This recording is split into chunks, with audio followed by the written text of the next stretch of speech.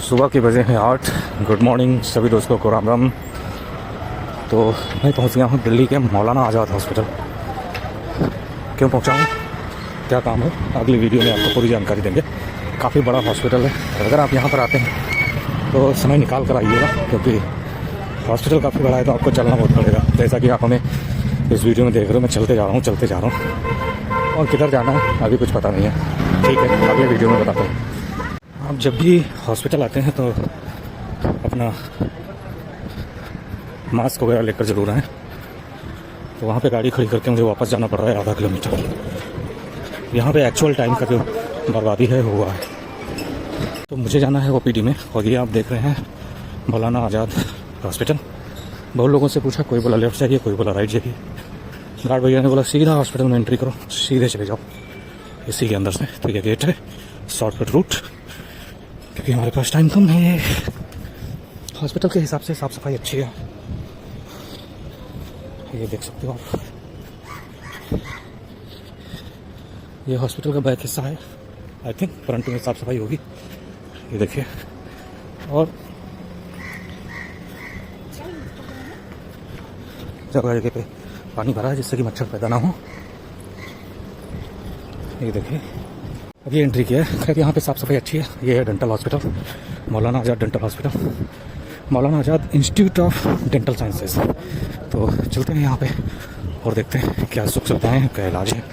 हमने लिया था ऑनलाइन अपॉइंटमेंट, तो गार्ड ने बोला कि आपको यहाँ पे नहीं, अगली बिल्डिंग में जाना है। यहाँ पर जो रजिस्ट्रेशन का समय है ओपीडी का, वो है 8:30 से 10:30 है। तो जब भी आप हॉस्पिटल आएँ, किसी भी हॉस्पिटल में, जो सरकारी हॉस्पिटल हो, तो मैक्सिमम हॉस्पिटल में ऑनलाइन रजिस्ट्रेशन हो जाता है। ORS करके एक वेबसाइट है, वहाँ से रजिस्ट्रेशन कर लीजिए। तो यहाँ पे लाइन में फिर भी लगना पड़ेगा, बट आपको टाइम नहीं लगेगा ज़्यादा, 5 मिनट 2 मिनट। अगर रजिस्ट्रेशन ऑनलाइन नहीं है तो आधे घंटे 2 घंटे 4 घंटे काफ़ी लंबी कतार में लगना पड़ेगा आपको। ये करवा लिया मैंने, और मुझे 10 रुपये रजिस्ट्रेशन फीस देनी पड़ी। अब हम डॉक्टर से मिलने के लिए तैयार हैं। जो लोग ये बात बोलते हैं कि लाइफ में प्यार ज़रूरी है, पैसा ज़रूरी नहीं है, या पैसे की कोई वैल्यू नहीं है, वो लोग हॉस्पिटल में ये जो लंबी लंबी लाइनें हैं वहाँ पर आकर के देख सकते हैं हाल क्या है। देखिए, ये है गवर्नमेंट हॉस्पिटल।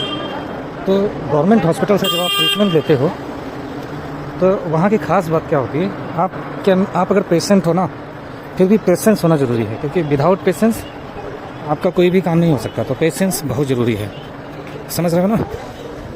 तो मेन और सबसे बड़ी बात ये है कि अगर आप गवर्नमेंट हॉस्पिटल में ट्रीटमेंट करवाते हो और आप पेशेंट हो, तो पेशेंट के साथ साथ पेशेंस भी होना बहुत ज़रूरी है। ये मैं क्यों बोल रहा हूँ, अभी मैंने एक्सरे करवा दिया, 1 घंटे बाद रिपोर्ट मिलेगी, फिर डॉक्टर को दिखाएंगे, फिर ऐसे कर करके बड़ा लंबा प्रोसेस है यहाँ पे। लंबा प्रोसेस मीन्स महीनों तक ये प्रोसेस चलता है। एक छोटे से ट्रीटमेंट के लिए महीनों का जो टाइम है वो लग जाता है। तो बाकी अभी एक्सरे करवाया है और देखते हैं कि एक्सरे के बाद मतलब कितना क्या टाइम लग जाता है, वो तो एक्सरे के बाद पता चलेगा जब रिपोर्ट मिल जाएगा। तो ये होता है भाई सरकारी हॉस्पिटल का हिसाब किताब। सुबह 9 बजे आया था, 12 बज गया। सिर्फ इधर उधर दौड़ दौड़ के पर्चे बनवा पाए मुझे। देखो, कोई ट्रीटमेंट नहीं हुआ। ये ऊंची ऊंची बिल्डिंगें जो बनी हुई है ना, 30-30 मंजिल की ये बिल्डिंगें बनी हुई हैं, बट ट्रीटमेंट में भाई साहब इतना लंबा टाइम लग जा रहा है। तो एक डॉक्टर से मैंने पूछा कि ये सब कुछ एक्सरे और ट्रीटमेंट हो जाने के बाद जब ट्रीटमेंट शुरू होगा तो जो मेरे दांत में प्रॉब्लम है उसमें कितना टाइम लगेगा। तो उसने बोला कि 2-3 महीने तो लग ही जाएंगे। 2-3 महीने का मतलब ये है कि अभी आज एक्सरे मिल जाएगा, फिर जब जांच कर एक्सरे डॉक्टर को दिखाएंगे, फिर डॉक्टर देखेगा कि इस पर ट्रीटमेंट क्या होना है, ट्रीटमेंट प्लान बनाएगा। प्लान बनाने के बाद में वो क्या करेगा, ट्रीटमेंट स्टार्ट करेगा। अब क्या है कि आज अगर डॉक्टर ने देख भी लिया और प्लान बना भी लिया तो आज कोई काम नहीं होगा, क्योंकि वो 12:30 बजे तक ही देखते हैं, फिर कोई काम नहीं होगा। तो फिर उसके लिए अगली डेट मिलेगी, 10-15 दिन 20 दिन के बाद की डेट मिलेगी। तब तक दवा खाओ और दवा के सहारे जिंदा रहो।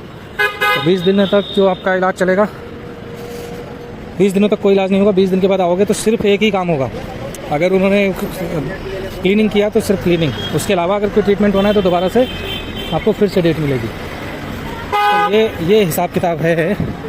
इसलिए मैं इस प्लान से एग्ज़िट हो गया हूँ। एग्ज़िट मीन्स कोई ट्रीटमेंट यहाँ से नहीं लेना है, और मैं एग्ज़िट हो गया हूँ। अब मैं जा रहा हूँ और मैंने प्लान किया है कि सरकारी और कारी का साथ छोड़ो और किसी प्राइवेट हॉस्पिटल से ट्रीटमेंट करवाएंगे। अभी जाऊंगा लंच करने के बाद, रूम पे जाऊंगा नहा धो के लंच करके सीधा प्राइवेट हॉस्पिटल में जाएंगे, वहाँ देखना शाम तक इसका ट्रीटमेंट भी हो जाएगा। अब यहाँ जो काम 2000 में होता वहाँ 20,000 में होगा। बस ज़िंदगी में सबसे ज़्यादा कीमती क्या है? समय। और वो समय बचेगा वहाँ पे। यहाँ पे 2-3 महीने तक आऊँगा तब ट्रीटमेंट कंप्लीट होगा, और वहाँ 1 हफ्ते 10 दिन में ट्रीटमेंट कंप्लीट हो जाएगा। तो इसलिए मैं यहाँ से जा रहा हूँ अभी, फाइनली एग्जिट कर गया। Bye bye Maulana Azad. ये देखो, अब हॉस्पिटल की भी गलती नहीं है, कितनी पब्लिक रहती है, इतने भरमार के मरीज़ आते हैं इतने, तो हॉस्पिटल क्या करेगा? हॉस्पिटल क्या कर सकता है भाई? इतने ज़्यादा मरीज़ हैं। अब एक दिन में अगर एक डॉक्टर 5-10 मरीज़ देख सकता है, तो उसके पास हज़ारों लाखों की संख्या में मरीज़ हैं, और हज़ारों लाखों की संख्या में जो मरीज़ हैं उनको जो डॉक्टर की स्ट्रेंथ अवेलेबल है उसमें उनको डिवाइड करना है। तो एक दिन में 5 मरीज़ देखेंगे, एक दिन में 5 देखेंगे, तो पूरे एक महीने में 150 ही मरीज़ देख पाएगा ना एक डॉक्टर। तो दांत का इलाज ऐसा है कि 1.5 से 2 घंटे लगता है, ऐसा उन्होंने बताया कि 1.5 से 2 घंटे लग जाता है एक दिन के डेट में।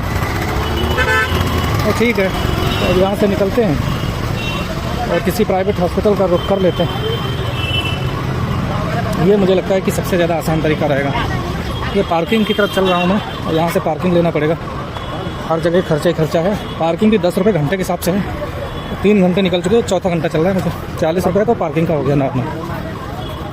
रेलवे स्टेशन, एयरपोर्ट, बस कहीं भी जाओ आपको भीड़ मिलेगी। यहाँ पर भी भीड़ है। अब पार्किंग की तरफ चलेंगे तो पार्किंग में भी भीड़ है, लेकिन पार्किंग का जो हाल है ना बहुत बुरा है। गन्ने का जूस भी है यहाँ पे, हमारे गांव के गन्ने हैं ये। देखो यहाँ पे पार्किंग में इतनी गाड़ियाँ खड़ी हैं, लग रहा है कि लोग ले जाना भूल गए। क्या रीज़न हो सकता है कि इतनी गाड़ियाँ खड़ी हैं, कोई लेने नहीं आया? लेकिन मैं ऐसा नहीं, मैं अपनी गाड़ी लेने जाऊँगा। मैं अपनी गाड़ी लेने जाऊँगा।